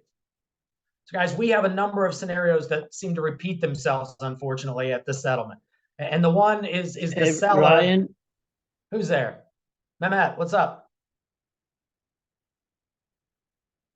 Nobody? Oh, you're muted. Still muted. Sorry, I need to ask this question. You have date of ratification and date of home inspection. Then there is another selection. It says other. What could other be? Yep. So, well, it's date of offer, right? So remember, it's not date of ratification, date of offer. It's that first paragraph, first provision of the contract, date of home inspection, and then other. And I'll tell you, I hate that it's in there because the only thing, whenever I see that checked, it's a selling agent who is helping their buyers purchase a property that's as is. And so they say, hey, buyer, you're buying it as is. So we don't have any rights that relate to property conditions. So we're going to select other, and we're going to put settlement date. Now, why is that such a big mistake? We go and we look at the property. We say, well, it needs some work, but it's not so bad, right? Everything's still pretty secure. And we select other, we select settlement date. And a week before closing, the basement floods. And the seller says, well, shoot, I only have to deliver it in substantially the same condition as the settlement date. No reason for me to clean up this flood. And so the buyer goes and does their walkthrough and they think, wow, that's a lot bigger job than I thought it was. And their selling agent, who is not worth a nickel, right, says, and nothing we can do. It was as is, right? As is always defined as of a certain date, right? So even if we weren't doing home inspection on an as-is property, we would put date of offer, because then it would be as is as of the date of the offer. And if it changed materially or substantially, right, then we would have a cause of action even on an as-is property, right? And so you never want to really have that other date in there. The other thing that we see sometimes is it's the other is as of like something like a short sale approval or something like that. But again, I wouldn't mess with those. Date of offer, home inspection. That should be all you should have. Thank you. Okay. So guys, one of the things that repeats themselves, that when sellers are packing up their stuff, does it generally take more time for them to get rid of their stuff or less time than they anticipate? Right? Well, more time, right? We think it's going to take us a day. It ends up taking us a week to get all of our stuff out of there. And so the seller needs to be reminded that it's their responsibility to make sure it's broom clean, free of trash and debris, and so forth. Call them up a week before. Remind them of when closing is. Remind them that they need to bring keys, receipts, right, for home inspection. They need to bring garage door openers, anything like that, right? And then remind them that they need to have all of their stuff out, right? Because when they get to closing, if you haven't reminded them of that, they're going to blame you, right? They're going to look over and kind of give you a dirty look, and they're going to have to provide a $500 credit to the buyer, and they're not going to be happy about it because someone didn't warn them that it was going to take them so long to get their stuff out. So my recommendation, call your buyers or your sellers a week prior. Also speak to your buyers right before the walkthrough, right? Read them this sentence. Remind them that broom clean does not equal professionally clean. This is not the Taj Mahal or new construction that they're purchasing. If you find yourself doing the walkthrough and you're up on top of the refrigerator doing one of these, like, aha, dust, right? You are creating unrealistic expectations for your buyers, right? Broom clean is a very low threshold of cleanliness, right? If you're opening up the oven to see whether they've used the cleaning function and gotten rid of everything, again, you're setting yourself up for a fall. Yes, it has to be free of trash and debris. So all the pots and pans that we store in the oven, those got to be gone, right? But it doesn't have to be spotless. And then if the seller plans to leave anything behind, right? And we see sellers typically doing this because they think that they're being nice. Old paint happens to be 10 years old, but don't you want the colors, right? Flooring, tiling, insulation. It's the big stuff they don't want to move, like the treadmill or the safe or the riding mower because they're moving into a condo, right? It's okay to leave those, but only if you've confirmed with the buyer that they want them. And I'm not recommending that you overcomplicate this. You don't need contractual addenda that say the seller's going to leave the tile and the buyer consents. Just call them up. Say, hey, you want the leftover tile? If they say yes, leave it. If they say no, whoops, take it with you. All right? But that is trash and debris, just because you think there's value to it. Substantially the same condition, right? No matter what standard you've checked, again, it has to be substantially the same condition, either date of offer or home inspection. If you're doing a home inspection, rather than kind of sitting over on the side looking at email or following the home inspector and the buyer around, right? Peek around a little bit, right? If there's a huge area rug, well, chances are, if it's over hardwood flooring and there's lots of windows in there, that the flooring underneath the area rug is going to be a different color than the rest of the flooring that's sun bleached. Pull that up and make sure your buyer's going to be okay with it. Yeah, I'm fine with it. We're going to have the floors redone anyway. Or no, I'm not okay with it. I want to put it on my home inspection addendum and get a credit. I didn't know the floors were crappy there. Right? Same thing if there are boxes or clothes in closets. I'm not encouraging you to rummage through the seller's stuff. But again, I've heard the argument before that we couldn't access that room because there were boxes in there. Who cares? Right? Substantially the same condition. And so if there was water damage on those walls that was all behind those boxes or a hole in the drywall, unless we can prove that the seller purposely put them there to defraud us, to mislead us, which is going to be a really tough argument, then we have no cause of action, right? So check around, look at what you can't see, and give your clients some counsel. Same thing with the grass in the yard, right? It's the entire property, not just the sticks and bricks, right? You saw the property at the open house. That was the date you have as the date of your offer, and the property was beautifully groomed at that point. Now there's a foot of grass. That's not substantially the same condition. Your buyer would have a cause of action. Right? And then what to do with the picture hooks, right? These guys. If you go into a property and the seller has 100 pieces of art and family photos on the wall, what is your expectation when you get to settlement? So I'll tell you what the seller needs to do. Well, one, they're going to want to take their pictures and their artwork. They're not leaving that. That's personal property. But as for this, arguably it's a fixture. It's attached to the walls. And it's either a fixture because we can't get it out, or it's not a fixture because any more of these nails come out really cleanly, and we as the seller can just gently pull them out. And so long as we don't damage the wall substantially, we've met our obligation. That property is in substantially the same condition. The seller does not have to patch each one of those, touch up the paint. Oh, now it's polka dotted, so I better paint the whole wall.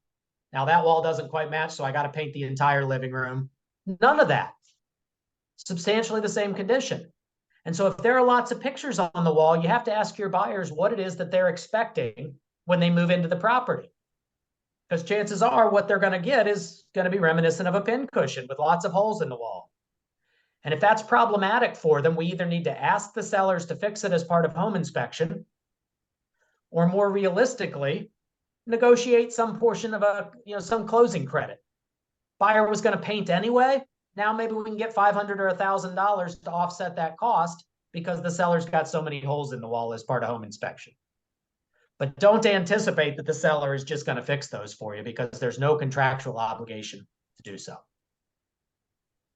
Guys, utilities in service through settlement, right? So if you've got a hyper fastidious seller, the one that gave you reports on how much their daily cost of energy was, well, chances are very good that they're going to be shutting down the utilities on the settlement date. And we talked before that unfortunately sometimes settlements get delayed. And so settlement's meant to happen today. The seller signs, they shut down the utilities. The buyer comes on Friday to do the walkthrough, And of course, there's no power, gas, water, you name it. And so the buyer's unable to really do an adequate walkthrough. All right. The second one I'll start with first. If this happens, there aren't a lot of good options. One, you can further delay the closing because the seller is not in compliance with the contract. The utilities aren't on. Well, nobody wants to delay. We finally got to the settlement date. You can escrow or provide some sort of closing credit for it, but number one, most lenders don't allow escrows. And number two, how much money are we going to assign for all of the systems? Mehmet, go ahead and mute yourself, buddy. How much money are you going to assign for all the systems and all the appliances? Because the seller is going to give zero and the buyer is going to want about $10,000 to protect themselves. And so what you end up with is the third of those options, which is very unsavory to both parties, which is to say we'll close and we'll sign a walkthrough that says if there are problems that ensue once the utilities are turned back on, that the seller will be responsible for damages. And both people are very unhappy. The buyers just paid $1 million and they don't even know whether the air conditioning works and it's 100 degrees out. And the seller has just sold their home and unfortunately has no closure. They've got to wait 2 or 3 days until everything gets flipped back on and hope that there's no leaks or issues with appliances or circuitry overloads or anything like that. So remind your sellers of this early on, right? Remind them that settlement date's the 13th September, but on occasion, closings get delayed. And at that point, what we don't want to have is all the utilities shut down. So just wait until I tell you to shut the utilities off, because the very worst case is it might cost the seller an extra day's worth of utilities. You can flip them a $20 bill and you've covered them financially on that, okay? But you don't want those other options. Language in paragraph 9 as well relating to access. So this language is parsed right from the sales contract, and what I want to make you aware of is the plural. Seller will provide broker and buyer reasonable access to make walkthrough inspections within 7 days prior to settlement. So I'm not encouraging every one of you to do multiple walkthroughs. Waste of time. But if there is something fatal, something your buyer is simply not going to close without, or is going to create significant hardship if it's not done, if you're waiting until an hour before closing to do that walkthrough, you are setting your buyers up for potential issues. So an example might be we're replacing the entire HVAC system and it's the middle of summer. And the buyer has to move in on the settlement date. The moving van's going to be ready. Well, I would certainly want to go at least a couple of days prior to closing to make sure the HVAC system is working so that when we actually go on the settlement date just to kick the tires one last time, we know we're not going to have a property that's 100 degrees inside and that the buyer is going to be able to move in. You have every right to do multiple inspections, walkthrough inspections. Also keep in mind that they did pull out the language about buyer's representative. It is now just the buyer and their agent. The buyer may no longer bring a home inspector to their walkthrough. You're not allowed to do that. Just the buyer and their agent. Okay. All right. Property and fixtures. I'll highlight a handful of these really quickly. Property includes the following: existing lighting fixtures, right? We see sellers oftentimes try to swap out lights. And they think as long as I find something of equal or comparable value that I've met my obligation, right? Let's say that the property includes the chandelier on the left. It belonged to grandma. We take it out and we put in the one on the right. We've breached the contract. That's not the existing chandelier. Even if we think we're doing something good for the buyer, let's say our property included the one on the right and we swap it out and we put in the one on the left. Again, it's not the existing chandelier. You've breached the contract. All existing lighting fixtures. And so if your seller plans on taking some sort of a fixture, you need to either be very, very specific about how it's going to convey. Are they going to cap it off? Are they going to put the full cap on it? Are they going to paint over it if it caused any damage? Is it a new fixture? What fixture? Right? Or better yet, if they want to take grandma's chandelier, have them take it out before you list the property.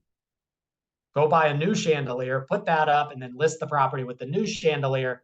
They never have to worry about documenting that they're taking grandma's chandelier. This is one even the settlement attorney got caught on. This was changed actually just a year ago. 2 years ago, I bought a house and the seller had very nice framed mirrors in a few of the bathrooms, took them with them. We can argue all day about it. You'll see I still get upset. Just kidding you. Any bathroom mirrors. It doesn't matter if they're the little ones that are glued to the wall with the little plastic brackets, or it doesn't matter if it's framed in a beautiful solid gold gilded frame and just hung on a hook, right? All bathroom mirrors have to convey. So again, if the seller plans on taking the mirror, they need to put it in the contract or they need to swap it out before the contract is ratified. Screens. If there's screens there, they convey. If there aren't screens there, they don't convey. Window shades, blinds, window treatment hardware. Pretty much that's everything except the fabric, right? The fabric is the window treatments, right? But the curtain rods, the tie backs, the holdbacks, whatever you call them, balances, all that stuff, that all conveys. That's in the boilerplate. If your seller plans on taking it again, they need to address it. Oftentimes, grandma, before she passed away, gave us the rose bush, or in the alternative, we buried the family dog underneath the shrub outside, and we want to dig it up and take it with us to the new property. You can't do that. Exterior trees and shrubs all convey. Relatively new language, all smart switches, ring doorbells, security cameras, you name it, all of those convey. Charging stations, sellers got the Tesla, they got to leave their charging station. Solar panels are much more nuanced, much more intricate. If you've got solar panels on the property, before you list the property, I highly recommend that you read the solar panel addendum that NVAR came out with in January. Host of considerations, whether it's being leased, what the equipment is, what kind of documentation has to go with it, contingencies, and so forth. But they do convey. And then our old, what's still called the plasma TV clause, despite the fact there aren't plasma TVs.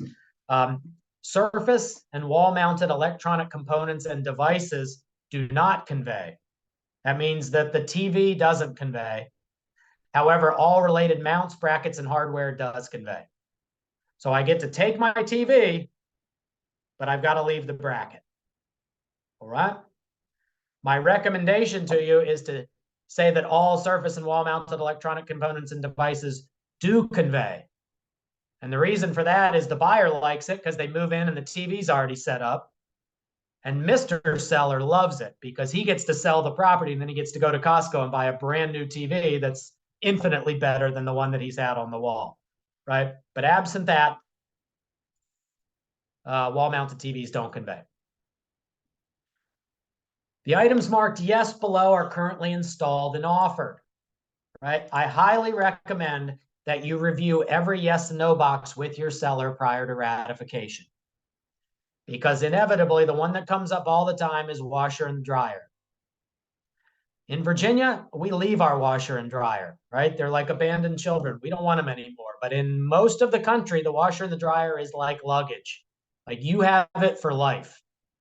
And so Mr. and Mrs. Seller moved out from the Midwest. They brought their washer and the dryer with them. When you took the listing, you had the conversation with them and you understood that they're going to take the washer and the dryer back to the Midwest. And so in your listing, you put washer and dryer do not convey. And yet the buyer and the buyer's agent aren't really paying attention to this when they write the contract, and they go through all of the appliances, refrigerator, yes, washer, dryer, yes. And ultimately the contract is ratified with the washer and the dryer.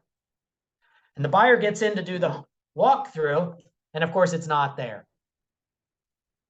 And the seller says, look, listing agent, I told you I wasn't conveying that. Guess who ends up buying the washer and the dryer? The listing agent. The listing is not separately incorporated into the body of the sales contract. It has no legal effect between buyer and seller. We signed a contract that said a washer and dryer convey. That means the seller's got to provide the washer and the dryer. And inevitably, the listing agent ends up providing a $2,000 credit to cover that. The other one is the refrigerator with the ice maker. And where this happens is in condominiums. The buyer goes and does the walkthrough. They open up the freezer. There's no ice maker. There never has been an ice maker. And the reason is there isn't a water line that runs to the fridge. And the buyer gets to closing, And they say, hey, bad news, you owe us an ice maker. And the seller says, well, I can't put an ice maker in there. There's no water line. And the buyer says, that's your problem. Figure it out. You got to pay for it to be run from the sink all the way to the fridge, behind the cabinets and everything else. So the bad news for the seller is they have to buy an ice maker. They cost about $100 at Home Depot. The good news is if you look at that language at the top, it says the items marked yes are currently installed or offered. Well, at the time the contract was made, the ice maker was not installed, which means that the seller was offering an ice maker. It doesn't say offered and installed. It says installed or offered. And so we offer you an ice maker. Here's your $100 ice maker, but you figure out how you're going to install it, right? But again, review every yes, no box with your seller. Pest inspection. The only point I want to make about this is if you're writing the contract, check the buyer box.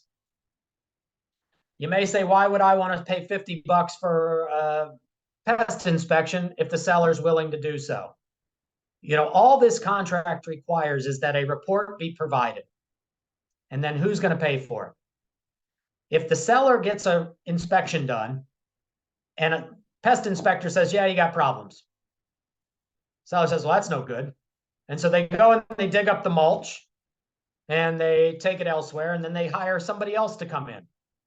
And the next inspector comes in and says, everything looks fine, clean inspection. If the seller wants to provide that second report, they're more than welcome to do so. The contract just says you got to provide a report dated not more than 90 days prior to settlement. Seller has one of those. It's the second one. It says it's clean.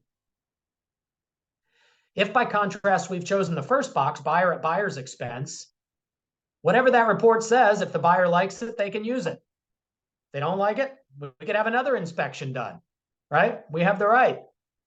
We want a second termite inspection done. We'll pay for it. If that one comes out to be problematic, well, that's the report we can provide that's not more than 90 days prior to closing. You want to be sure you're getting a nice, clean bill of health from someone neutral, and that the seller's cousin doesn't work for Orkin and gives them a clean bill of health. Ryan? Yes. What if you have an agent who says the buyer is paying for the termite inspection? They do it at the home inspection timeline, but they don't provide you the report, and you've not only verbally asked for it, but have also asked for it in writing, and their answer is you'll get it at settlement. And the seller wants to know that everything's clean, right? Because of the 90 days that they have to provide that report. What recourse does the listing agent have to, even if they've given written notice to the buyer's agent, to get that? I'm not sure that the seller would have any contractual recourse against the buyer. Now, you know, you've got obligations to parties on the other side, to your fellow agent, of good faith and fair dealing. So perhaps you could make an ethical argument that standard wasn't met, you know, but again, I think it's a tough argument. Guys, home warranty. Seller's offering a home warranty, right? You see it in the listing, right? This is how you should be filling out your contract. The warranty is selected by who? The buyer, right? We want to choose the warranty. Paid for at settlement by the seller. You offered it. Cost not to exceed. Let's figure out what the warranty costs, right?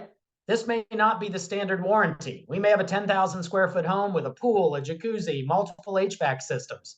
That home warranty might be $1,500. So cost not to exceed $1,500, warranty to be provided by, you select them. Do the math, right? If you're selecting the other box that is to be selected by the seller, well, the seller can just buy you the basic warranty, right? They're not obligated to buy you all the bells and whistles, right? So be sure you're filling out that paragraph correctly. Damage or loss. That's our risk of loss paragraph. Risk of loss remains with the seller until settlement, right? My only point here is counsel your sellers to keep their insurance in place until the money is in their account. You close on a Friday afternoon, settlement company's not going to be able to record until Monday. And over the weekend, tree falls on the roof or the place floods.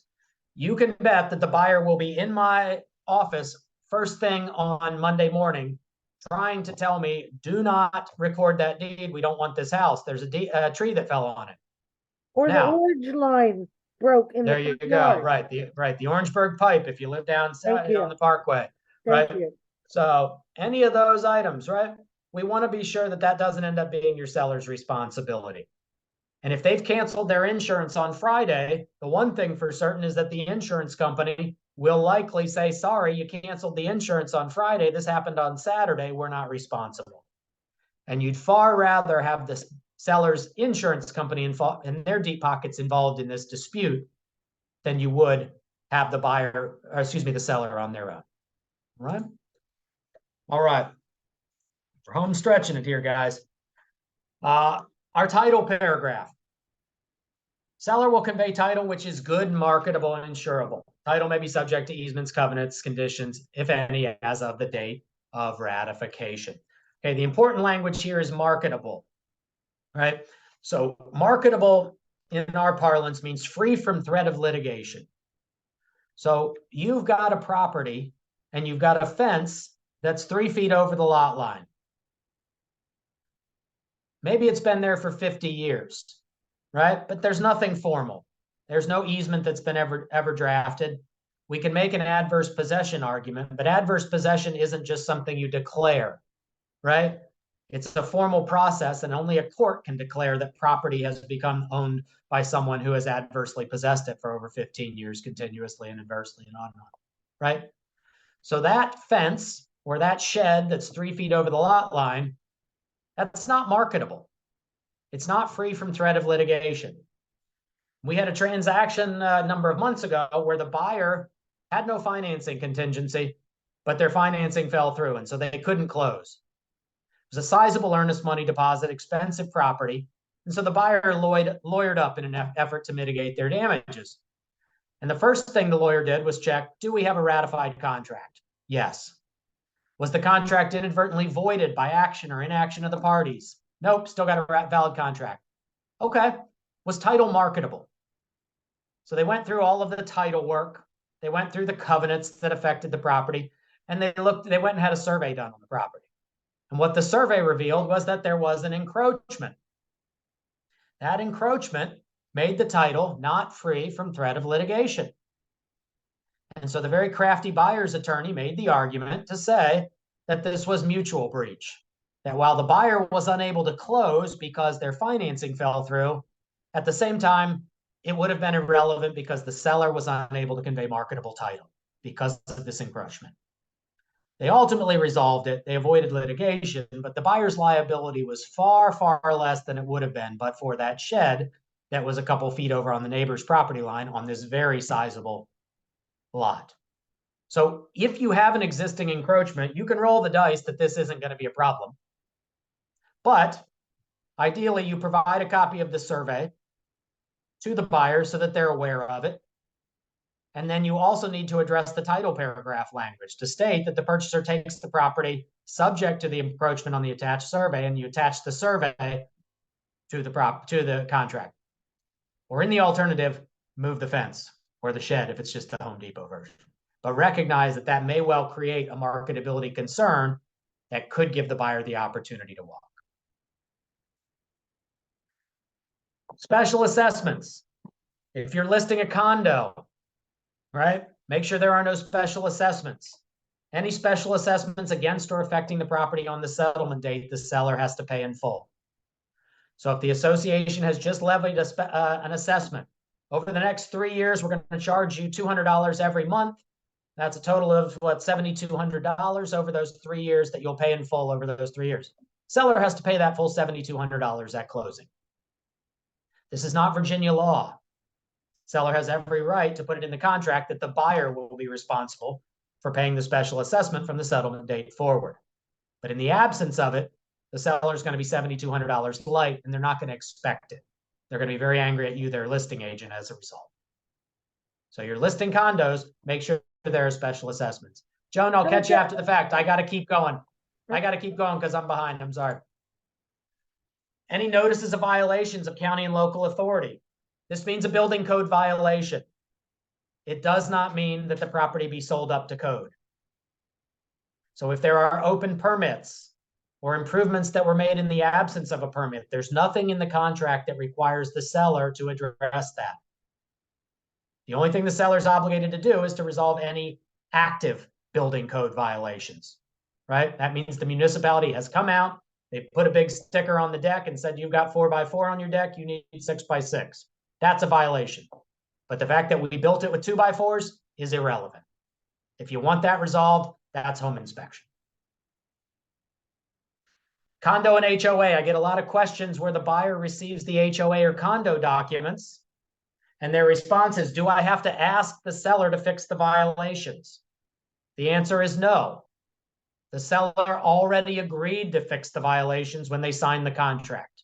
The title paragraph states that the property has to be sold free of any notices of violations from the association. Further, be sure that you as a seller understand this is a twofold process. The association comes out and says it's a violation. The stain on your deck is the wrong color. What are your obligations? Well, first, you've got to get it consistent with the CCRs of the association. So we've got to restain it. But does that in and of itself carry the day? The answer is no, because we have to sell it free of the violation. So not only do we have to restain it, but we have to get the association to then bless the restaining to say it's no longer a violation. Right? Failure to do so, the seller is not meeting their obligations. So get on those condo and HOA violations early and be in touch with your association to have them resolve the violations. Guys, our definitions paragraph. Now, again, this is not HOA condo. This is just our sales contract. Days means calendar days, right? Don't mess with a standard we can all agree upon, right? So don't put business days, because there are 365 business days in a year for you as realtors, right? And for everybody else, it's a little different of a definition. We all celebrate different religious holidays. We've got the real holidays and then the not so real ones, we're kind of going to count those. Days means calendar days. Just leave it as is. We talked about the computation of days, hours for HOA and condo, but let's look at the terms of the actual sales contract. Everything else, right? The first day will be the day following delivery, and the time PM will end at 9 PM on the day specified. What that means, to address both Mary Beth's and Gina's questions, although they were asking it in the context of HOA condo, let's talk about everything else. It doesn't matter whether I got something at 6 AM this morning or I get it at 11:59 tonight, right? For purposes of when that starts, I look at my calendar, it's the 13th of September. If I had one day to respond, I would have until 9 PM tomorrow, okay? So don't confuse yourself because you got something after 9 PM, because it's irrelevant, right? If your calendar still says the 13th of September and you have 3 days, you have until 9 PM, 14, 15, 16, all right? Don't get wrapped up because you got it after 9 PM. The very last point I will make. So we're in a competitive market right now. Seller gets multiple offers, right? A week later, after they're ratified, somebody else puts property on the market next door for $10,000 more. So the seller doesn't think they really got that good a deal. Something breaks. Buyer goes to do their walkthrough, and the buyer says, oh, hey, everything looked great, but the fridge doesn't seem to be working. And the seller says, yeah, it broke like 3 weeks ago. And the buyer says, oh, okay, well, maybe, I don't know, $1,000 credit. And the seller says, take it or leave it. I'm not fixing it. You got a good deal. Well, the reality is the buyer doesn't have that luxury of taking it or leaving it, right? The kids start school the next day, the moving van's packed and so forth, right? As they look at you as their selling agent, they say, what do I do, right? Well, sometimes I see the response like, what do you want to do? Well, right, that's the advice my 8th grade son would give based upon his knowledge of real estate, right? Well, I don't know, Dad, what do you want to do, right? You're being hired to represent your client's interests. And so you should know how the sales contract informs this. And so first you would direct your clients to paragraph 30. Paragraph 30 is the entire agreement paragraph. And it states that the provisions not satisfied at settlement will survive the delivery of the deed. So that means I was obligated to give you a refrigerator in substantially the same condition as on your home inspection or on your date of offer or whatever we selected. I didn't do that. So you don't have to take it or leave it. You can close, and then I can pursue you tomorrow, even though I've closed, right? The contract survives the closing. Then from there, the logical progression is going to be towards attorney's fees. Well, what am I going to waste all this money on attorneys for a $1,000 fridge? Yeah, because paragraph 24 says that if I have to sue you to enforce the contract, not only am I entitled to damages for your breach, but I'm also entitled to all of my attorney's fees. And so if this buyer comes to me, I'll send a letter to the seller and I'll say, hey, we want $1,000 for the fridge. It's not in substantially the same condition. The contract survives closing, and I need a few $100 for my attorney's fees in drafting this letter. If I send them another letter, it gets more expensive. And if the seller comes to me with that letter in hand, I would say pay them the money as quickly as possible. Because if they file a lawsuit, that $1,000 fridge is going to turn into $5,000 in attorney's fees, and you're on the hook for it, right? So inevitably, what your buyer is going to do, they're not going to care about their refrigerator. They're going to move forward. But they're going to puff up their chest like a peacock. They're going to close and say, that's fine. We'll see what happens tomorrow. But they're going to remember that you gave them options, that you gave them value, which is why they hired you as their real estate agent in the first place. So guys, a couple of quick points when drafting contract addenda. Be specific. Ask for a specific remedy. Classic new agent way to do things is to say, I don't know how to write something, so I'm going to write it really generally, right? Shotgun approach. A rule of contract interpretation is that any ambiguity is going to be interpreted in favor of the non-drafting party. I wrote it. I had a chance to make it clear. If it's not clear, a judge is going to look at it in the light most favorable to the other side because I didn't make it clear. So be specific, ask for a specific remedy, right? Again, don't assume, right? If you're going to go on faith, if you're going to assume that something in the listing is going to be taken care of, or you take the word of the seller or the listing agent, be sure you're ready to cover it if they don't, right? If it's not in the contract, there's no legal responsibility for somebody to address it. All right? More promotion. And guys, that's it. An hour and 57, so pretty long, but I tend to be long-winded. If you have questions, if you have concerns, obviously my goal is to work with you. It's to help you out, be a resource for you. Don't hesitate. Give me a call at MBH in Old Town, and we'll take really good care of you. All right. Thank you, Ryan. Hey, Baya, my pleasure. Guys, I appreciate everybody's time. If you all have questions, again, my contact information is in the chat. You're more than welcome to give me a call, shoot me an email. I'm happy to address any questions. For all of you that are just looking for CE credit, you are totally able to go. If anybody had questions, Joan, you had one, anything that doesn't get addressed, feel free to stick around and I'll answer questions for a little bit. ABC, baby, let's go. ABC, PJ, love it, buddy. I want to the Hey, brother. next tomorrow, it's more tiresome. All right, Bev, we're good to go. So I'll go ahead and sign off, and anybody that needs to reach me certainly knows where to find me. Thanks, folks. Is Beverly available? Who's look? Oh, am I still on? Yeah. Okay. Felicia, you need to talk to Beverly? Well, yes. About okay, the Bev, are you credit. there? I just want to confirm CE and how you guys normally handle that, because I did a class last month and I want to make sure that if you provide certificates, I know like Maryland and DC, I get certificates.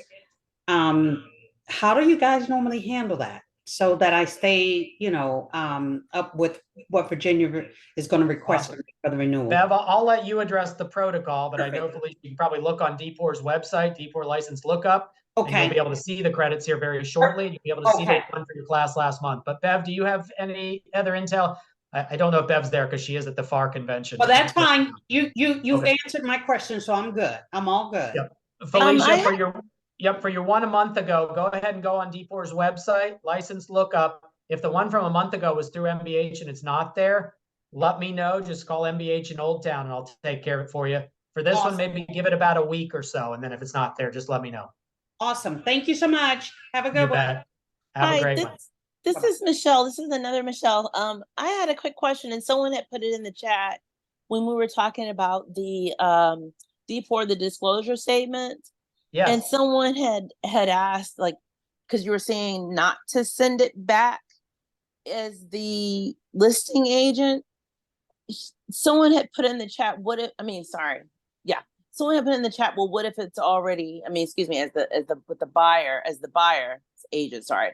Someone had put in the chat, what if it was in the listing where the listing agent normally puts the sale. If it has been provided to you, either left at the property or part of the listing documents, then yes, no need to play hardball, right? I would go ahead and provide it to as part of the contract, because their only obligation is to provide it to you.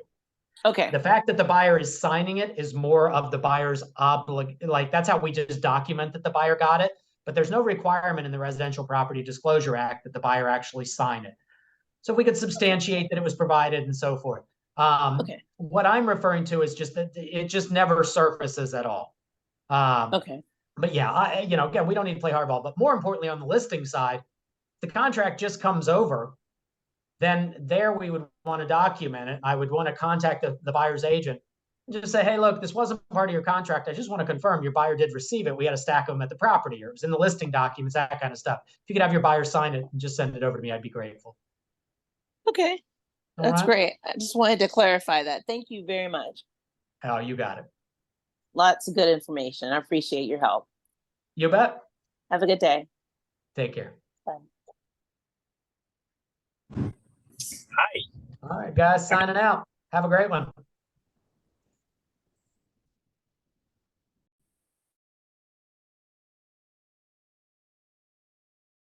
Thank you.